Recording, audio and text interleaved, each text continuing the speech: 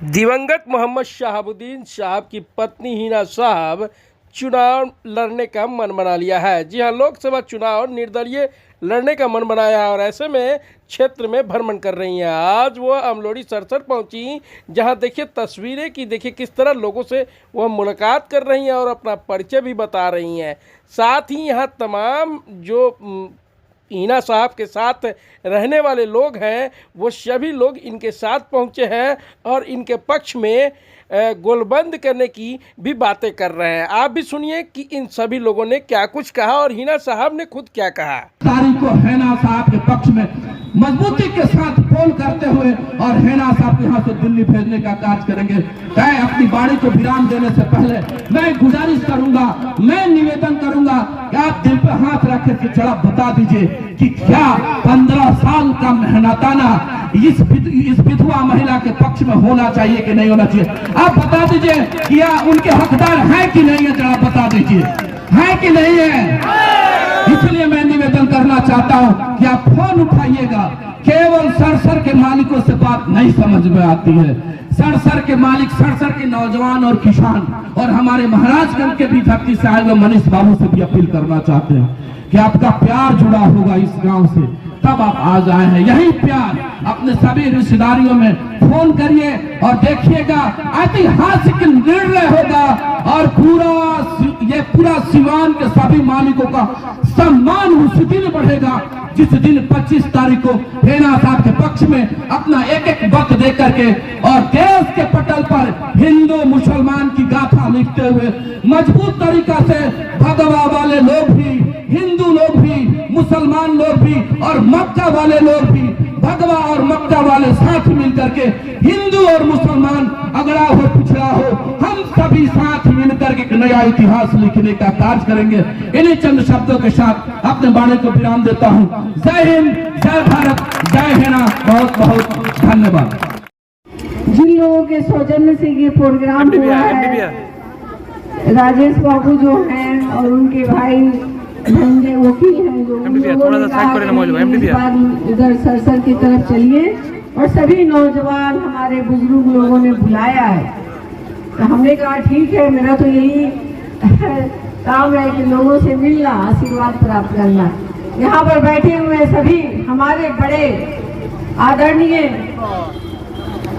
और सभी बड़े बुजुर्ग और सभी नौजवान, सभी भाई बंधु और मेरे साथ आए हुए सभी लोगों को मैं तहे दिल से होली की बहुत बहुत बधाई देती हूँ और रमजान का, ईद का सबकी मैं मुबारकबाद देती हूँ और इसी के साथ मैं आदाब प्रणाम करती हूँ। देखिए सभी लोगों ने अपनी अपनी बात को रखी है। मैं सिर्फ इतना कहूँगी, मेरी जो सोच थी वो मैंने मैसेज बहुत पहले ही मीडिया के थ्रू पहुंचा दिया था। मेरे लिए सब लोग एक है, सिवान मेरा परिवार है और जो मैं राजनीति में आई ये भी एक विपरीत परिस्थिति थी।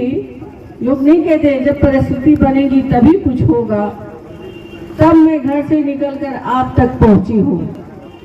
नहीं तो मैं तो कुछ भी नहीं जानती थी। प्रखंड पंचायत, जितने भी पंचायती चुनाव होते हैं, क्योंकि जब वो हम लोग या नौजवान बच्चे जब एजुकेशन में होते हैं तो सिर्फ एजुकेशन के बारे में जानते हैं, उसके बाद शादी और बच्चियों का अपना घरेलू काम हो जाता है। तो इसमें कुछ मौका ही नहीं मिला। बस हाँ, साहब के मुंह से इतना हम सुनते थे, फलाना बड़े बुजुर्ग हैं, फलाना भैया, फलाना चचा, फलाना जो बराबर के होते उनका नाम लेते थे। सभी को मैं इस तरह से जानती थी कि सबको वो कैसे बोलते हैं, कैसे सुनते हैं। बड़े बुजुर्ग को देखते थे आते हुए तो खड़े हो जाते थे। फलाने भैया को बुलाना है तो भैया को कहते थे, अगर सहपाठी को बुलाना है तो ये फलाने, अगर बच्चों को बुलाना है तो ये। तो मैं चाहती हूँ कि ये बहुत बड़ा जो परिवार हमारा सिवान का शुरू से एक जैसा एक जगह रहा है।